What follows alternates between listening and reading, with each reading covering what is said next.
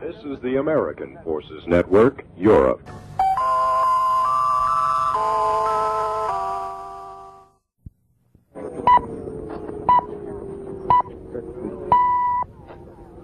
It's 10 o'clock Central European Time. A North Vietnamese attack on U.S. Navy vessels in the Gulf of Tonkin, Apollo 16 in orbit around the moon, and reports of a big jump in both the gross national product and the rate of inflation in the first quarter of this year. The 10 o'clock report, an expanded summary of world developments compiled from the wires of the AP and UPI, with reports from the major American networks and comments. Good evening, this is Bob Andreessen in Frankfurt. 2 astronauts rocketed into lunar orbit about 15 minutes ago, beginning a 6-day scientific exploration of the moon. John Young and Charles Duke now are ready to steer the lunar craft Orion to a landing on a mountain plateau tomorrow in search of volcanic evidence and other secrets of the moon. Young, Duke, and Thomas Mattingly climaxed a 3-day, 240,000-mile journey from the Earth by sweeping behind the moon's dark side at 9:09 this evening Central European Time. 14 minutes later, the command ship's engine fired for about 6 minutes. The result was to break Apollo 16 by about 12,000 miles an hour and put it into an elliptical orbit of the moon. Of the moon and out of touch with Earth. The braking burn was done, and 15 minutes ago, Apollo 16 came around the bend, locked in lunar orbit. Hello, Houston. Fleet 16 has arrived. Roger, 16. Copy, loud and clear. Okay, Pete, super double fantastic burn. Oh, and everybody's looking out the window. And right now, we're looking right down at Crater King. And it's just as fantastic as it always has been. Later today, another burn to take the spacecraft down to within 6 miles of the surface. And from there, tomorrow, to lunar touchdown. Reed Collins, CBS News Space Headquarters, New York.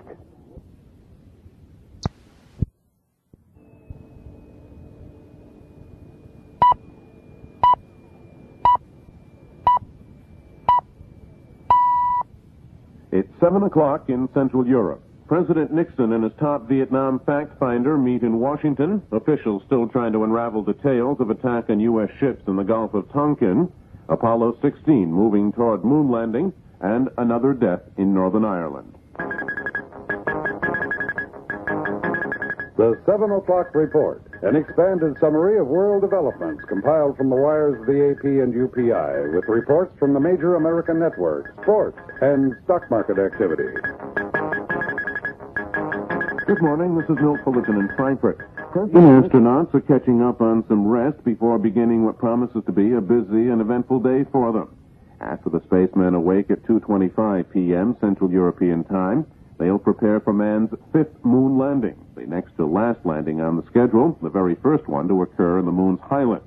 Astronauts John Young and Charles Duke will be heading for the moon's surface around 9:30 p.m., again Central European Time, while Tom Mattingly remains in orbit around the moon, an orbit, incidentally, which was achieved in a tricky maneuver last night. In all, Young and Duke are scheduled to spend 3 days on the moon, 21 hours of it being used for actual exploration and rock and soil collecting. AFN plans live coverage of the lunar descent tonight, beginning at 25 minutes past 9.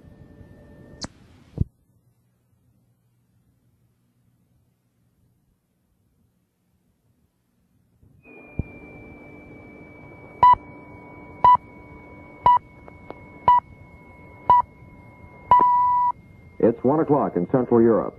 A beleaguered en loc under another all-out communist attack. AFN News, from the wires of the AP and UPI. Good afternoon, this is John Shilley at the News reporting. 20 minutes to 10 Central European Time tonight, astronauts Charles Duke and John Young will make man's first landing in the mountain regions of the moon. They currently are orbiting the moon, skimming sometimes only 12 miles above the craggy surface.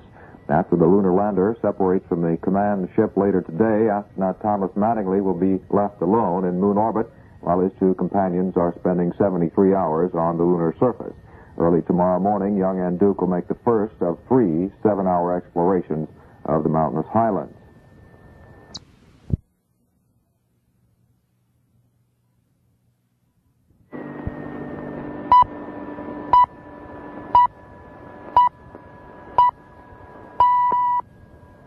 Central European Time is 5 o'clock. New fighting near An Loc in South Vietnam.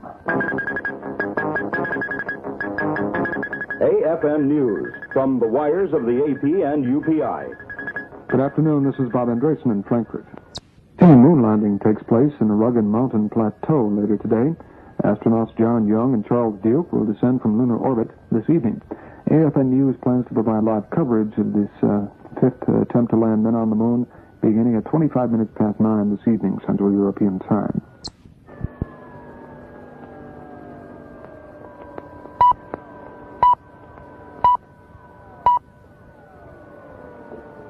It's 6 o'clock in Central Europe.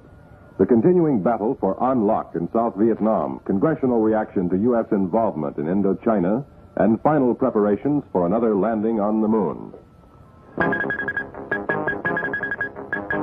The 6 o'clock report, an expanded summary of world developments with Today in Europe, compiled from the wires of the AP and UPI, including reports from the major American networks. Good evening. I'm David Minot in Frankfurt. Astronauts are awake and busy preparing for man's fifth attempt to land on the moon. Reed Collins of CBS News says this will be a strenuous day for John Young and Charles Duke. A grueling day lies ahead for the astronauts, climbing into their pressure suits, through the docking tunnel for Young and Duke, and the final check of the LEM, which they have named Orion. On the far side, Mattingly, alone in the command ship called Casper, will drive down and away. As the lunar lander continues its tight swinging orbit, Mattingly will put the command ship into a nearly circular orbit, 78 by 60 miles. Finally, flying on their backs, feet first, Young and Duke will begin the powered descent to a point on the moon 320 miles ahead of them. 9 minutes, 20 seconds later, Orion pitches over and they get their first look at the landing site. Less than 3 minutes later, they should be down in the craterous area named after the French mathematician philosopher Descartes. A 40-minute lunch period, and Duke and Young are busy once again, connecting the backpacks for their first lunar excursion. Once on the surface, they'll unstow the rover moon buggy and deploy the experiment package. Then they'll board the rover for a look around their newfound world. This is Reed Collins, CBS News Space Headquarters, New York. AFN News plans to present live coverage of the landing attempt beginning at 25 minutes past 9 this evening, Central European Time. Last night, after successfully achieving lunar orbit, the astronauts tossed over the spot selected for their landing, and Charles Duke described the terrain. Hank, as we came up towards the landing site, that terrain, the general terrain to the east of it, appears to be frothy, acicular-looking type terrain, real braggy looking at this scale. Over. Roger, we copy, Todd. I'd say that was the Descartes.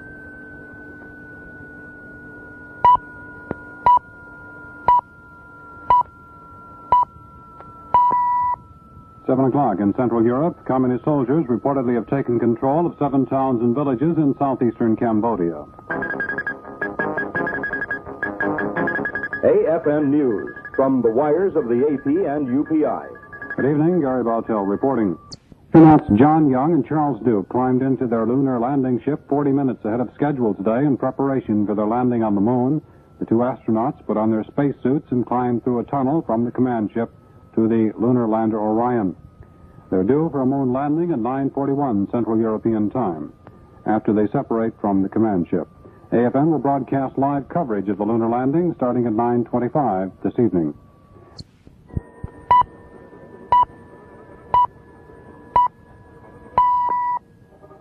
It's 8 o'clock Central European Time. The Apollo 16 astronauts have separated their lunar lander from the command ship in preparation for landing on the moon. AFN News from the wires of the AP and UPI. Good evening, I'm Dan Allen reporting in Frankfurt.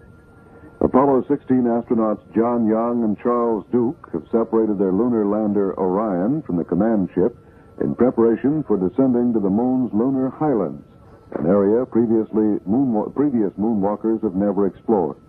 The astronauts plan to touch down on the moon at about 9:40 tonight, Central European Time. AFN's live coverage of the landing of Apollo 16 on the lunar surface begins at 9:25 tonight. Roger.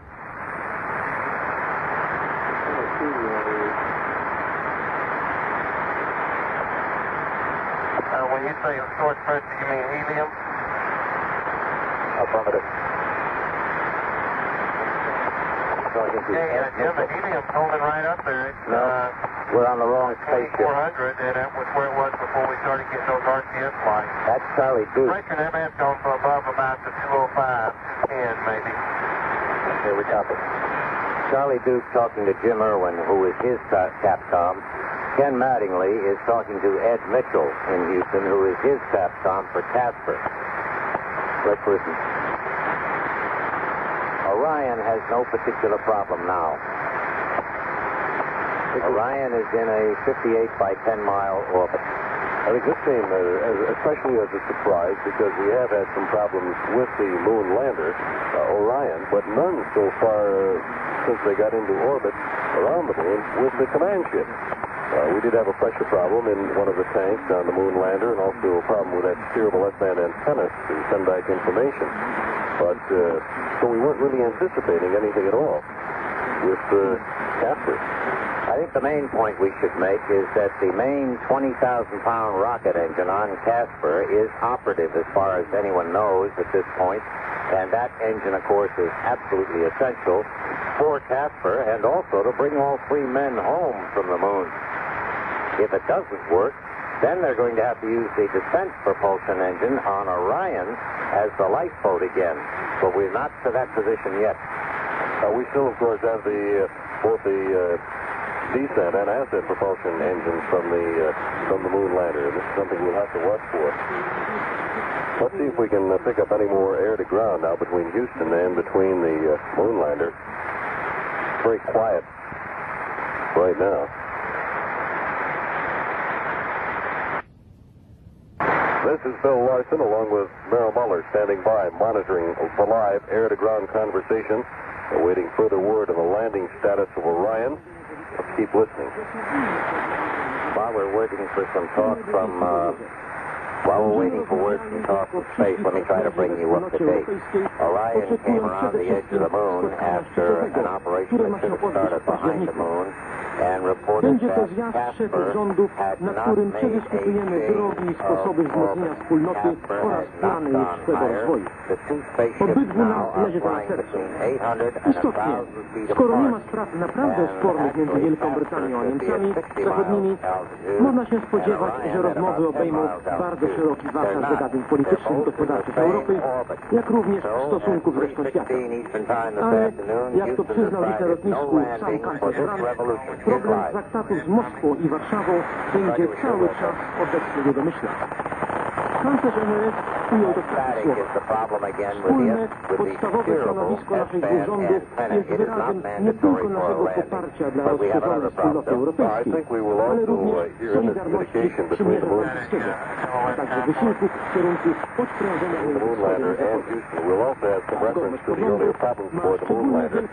so you don't confuse them with what's happened with the command ship. They will be talking about some pressures in fuel tanks on the moon lander and also with that steerable S-band antenna, which apparently no longer is steerable.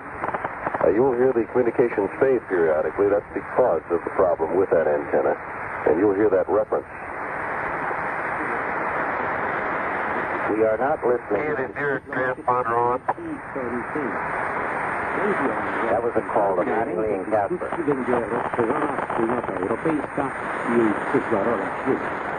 Kanclerz Brandt jest bezpośrednio zainteresowany przede wszystkim sprawą stosunków wspólnoty z resztą świata. Idzie głównie o ratyfikację przez Parlament Zachodnio-Niemiecki traktatów Bonn ze Związkiem Radzieckim i Polską. Jeśli traktaty będą ratyfikowane, otworzy się perspektywa stosunków między Wschodem i Zachodem na znacznie szerszym froncie niżeli dotychczas. I to oczywiście zaangażuje w dużym stopniu również inne kraje wspólnoty. I tak na przykład ratyfikacja traktatów zapewniła wprowadzenie w życie porozumienia w sprawie Berlina, a ono z kolei otworzy drogę do wielostronnych przygotowań do konferencji w sprawie bezpieczeństwa i współpracy europejskiej. Oczywiście stosunki wschód-zachód, chociaż ważne, To tylko jeden z aspektów stosunków i polityki wspólnoty wobec reszty świata. Zarówno Wielka Brytania, jak i NRF pragną, by wspólnota nie zamykała się w sobie. Idzie im o to, by wspólnota, jako największy blok handlowy w świecie, pozostała w dobrych stosunkach politycznych z innymi mocarstwami przemysłowymi. I ta zasadnicza wspólnota poglądów kształtuje również postawę Then he got things going again all right, and he switched to a backup system. Then he got instability in flight. Mattingly says he felt it in the ship throughout. He went back to the first system, the primary system, and again Casper checked out okay. But then he went back to see if the backup system was working, and he got instability. So it appears to be that we have only one servo system working, which again is the thrust vector controls on the automatic pilot. Only one automatic pilot is totally reliable. The other one is erratic, and we'll have to see where we are. Mattingly says to Houston there are no other indications of other problems. Houston, control all of the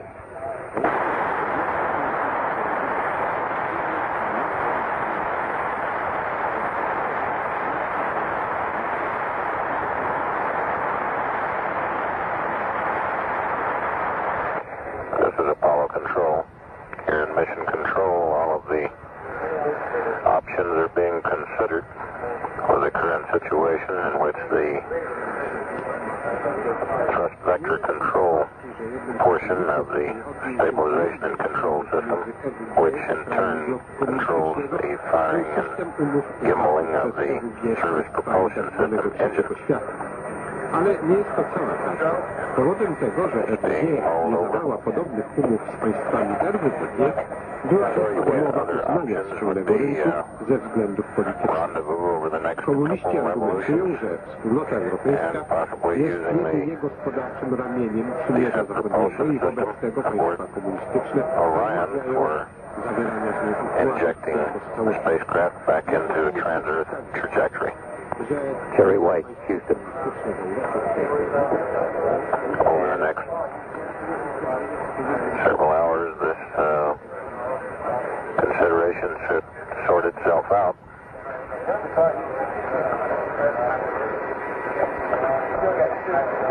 This is Merrill Muller with Bill Larson in the ABC Apollo News Center. That was Terry White in Houston confirming what we told you just a moment ago.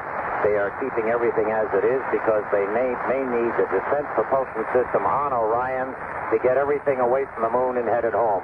Casper's in trouble. Here's Bill Larson. Something we mentioned just a little while ago, Brett, in our report from Houston, is the fact that this was, in essence, a part of a backup system that Mattingly went to. Let's explain the trouble for our new listeners first. Go ahead.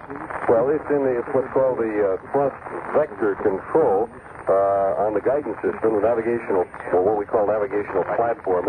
In essence, it controls the firing and the gimbling, the movement of the SPS engine, the Service Propulsion System engine, on the command ship. And it's been an in and out and erratic thing on the backup. The primary system, according to our report from Houston, was working fine. It's when they tried the backup system, when Mattingly tried the backup system, that it began to have problems. And Mattingly said that he could feel those problems throughout the entire command ship. Houston has just advised us that there will be no moon landing for at least 2 more revolutions. That's at least 4 more hours. This is going to take a while to work out. The problem is that Mattingly cannot guarantee to have Casper on a precise course in a precise position at the right moment. And that without that kind of precision flying, they will not let Orion land. This is Apollo Control at 9837. Terry, that situation in Apollo 16 is a wave off. That is another revolution before attempting a landing.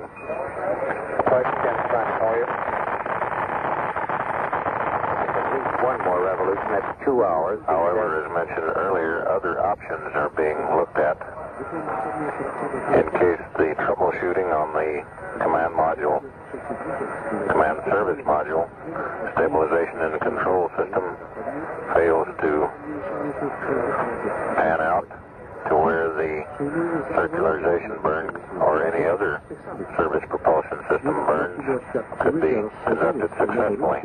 stanowi przeszkodę na drodze do przeglądu. It's a 50-50 chance they'll try any moon landing, because if they're going to have this problem now, it could pop up again later when everything's on the moon.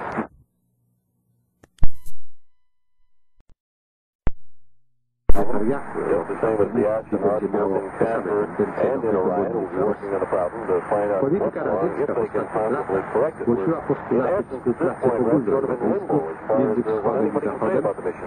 We're in limbo on a crutch. That's right. Związek Radziecki zapowiedział, że na proponowanej konferencji bezpieczeństwa europejskiego wysunie ogólny program chociaż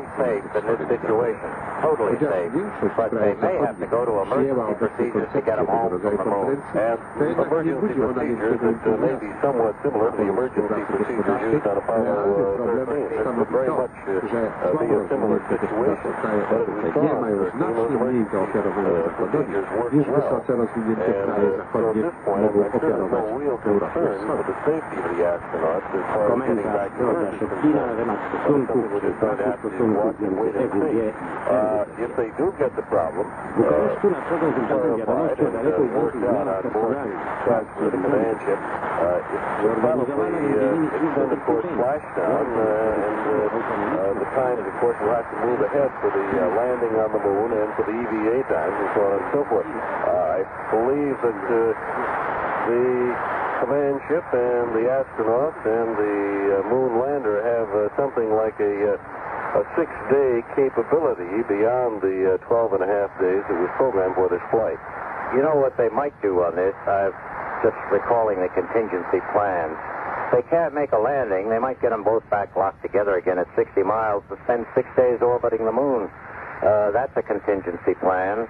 They could do all the lunar science from Casper as long as no other problems appear, because Casper is totally operative. The situation is that Casper just isn't precise enough. It's like trying to aim for a garage door without a steering wheel.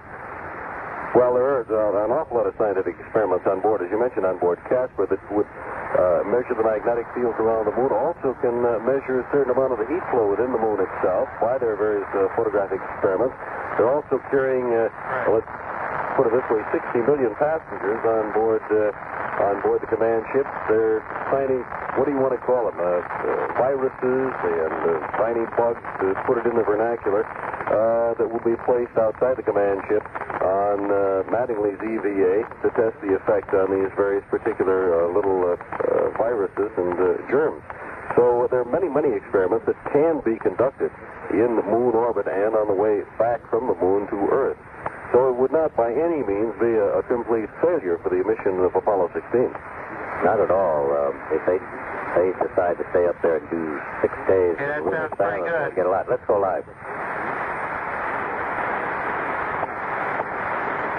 Houston, how do you read Orion, over?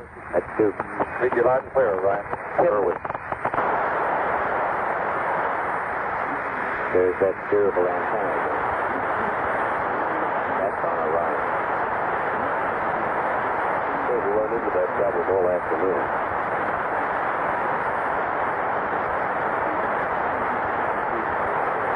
This is interesting. It's a situation we've never had before in U.S. space history or anybody else's. We've got 147 tons of machinery and 2 spaceships and 3 men orbiting the moon where they weren't expected to be, flying in formation. Główne miasto prowincji Steyerien ostrzelane było ogniem rakietowym, a obecnie, jak się wydaje, odcięte od posiłków i dostaw idących drogą numer 1. Według innych doniesień, długi odcinek drogi pomiędzy Steyerien a inną stolicą prowincjonalną, Freisen, o 45 km na wschód od Phnom Penh, również znajduje się pod silnym naciskiem oddziałów komunistycznych, a wojska rządowe Kambodży poniosły tam ciężkie straty. Droga ta przechodzi przez ważną przystań promu Mekka.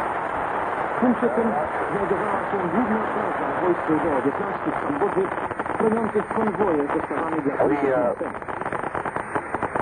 Według wiadomości kambodżański udał się samolotem do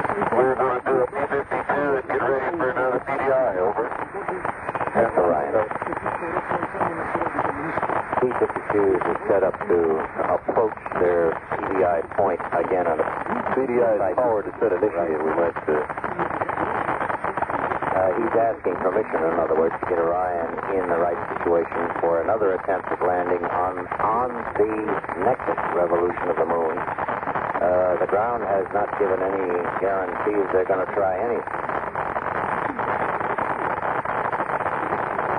Of course, now this, we also have to consider we've got a certain delay procedure here because that burn of the SPS engine on Casper comes on the backside of the moon out of communication with mission control in Houston. And it's not like you do it right now.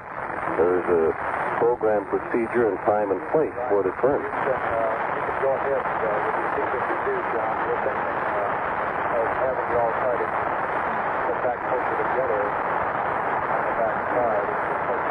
First, you have to know where you're on that.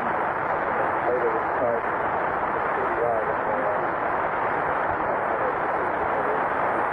That's interesting. It may be difficult to hear from Houston, but they want the moon lander and the command ship is trying to get a little closer together.